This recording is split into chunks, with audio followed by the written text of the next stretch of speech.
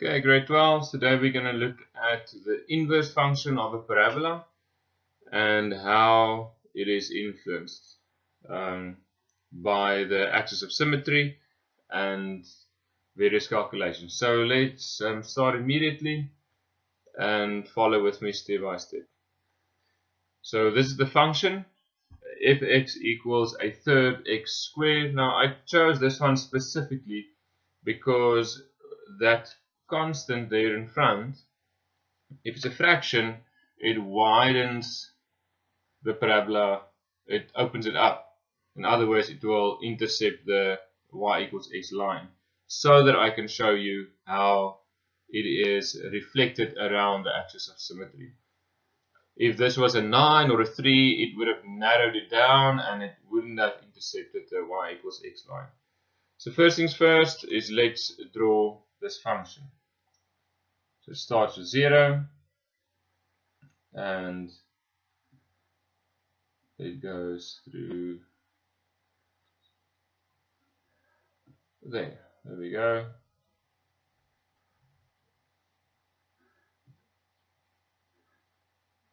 Okay, this is the one side of the function and the other side, and this is our function. Next step, calculate the equation of the inverse. So this is our function. First step to calculate the inverse is you swap the x and the y values around. So this becomes x and x becomes y. Now we multiply with 3 on both sides, so this becomes 3x and this is the y squared. And then to get rid of the square, we take the square root on both sides, so the left hand side becomes square root of 3x. Remember the plus minus, and this is y. So there you have it, that's the equation of our inverse. So I'm going to write it down here just below our function. There we go, just as a reference. Now next step is to draw the inverse. Okay, so with our linear function you could easily see that the x-intercept for the function became the y-intercept for the inverse function, and the y-intercept for the function became the x-intercept for the function. Now over here, both the x and the y-intercept is 0, so that's not going to help us a lot. Okay? But what helps you with the parabola is to understand how the function is shaped. Like you will see, this line goes with positive x values, it will have positive y values. That means for the inverse, with positive y values, it will have positive x values. In other words, it will go in this direction. And this one, negative x values, positive y values, so it will be negative y values and positive x values. So again, this is a line of symmetry. The axis of symmetry is y equals x. So this whole function is literally turned around like this. So if you can have that in your mind, it will really help tremendously. So this function looks like that.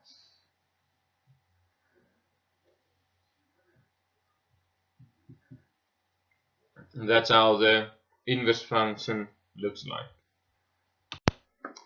The next step is to write down the domain and range for both the function and the inverse. Let's do it for the function first. Okay, so domain referring to the x values. For any parabola, always all the x values are applicable.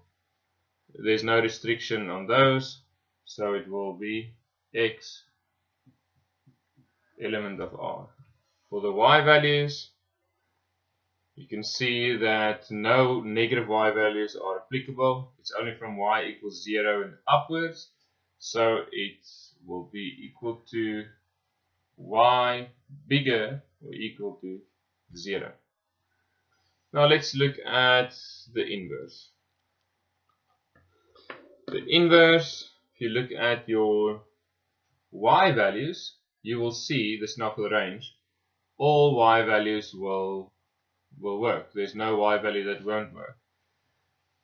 And by understanding that whatever the domain was of the function will become the range for the inverse, just in terms of y, this is easily understandable. And let's look at our domain. No negative x values, just from 0 upwards or positive. So this will become x bigger or equal to 0. And again, the domain, it's very easy. The domain will become the range, and the range will become the domain from the function to the inverse. Okay, now let's look at these two graphs again. We know the parabola is a function because it passes the vertical line test, as you can see. It only intercepts it once for vertical line. In other words, for each x value, there's just one y value. There can be multiple x values with the same y value, but still for each x value, just one y value. Now let's look at the inverse. You will see that it does not pass the vertical line test. So this inverse of the parabola is not a function. This is just a relation.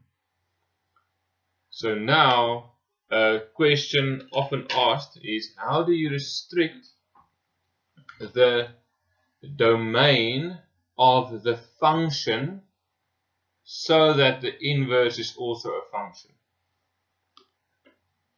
So if you look at the inverse, we want to take away one of these two legs of this relation, right?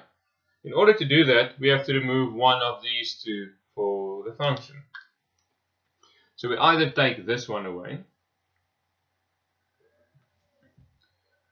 or we take the other one away.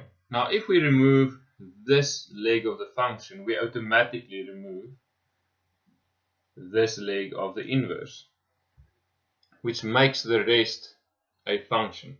So the question was, how do you restrict the domain of the function so that the inverse also becomes a function? And then you will say the following: x smaller or equal to 0, or x bigger or equal to 0. By doing that, you are basically selecting one of the two legs of the function, which will make the inverse a function as well.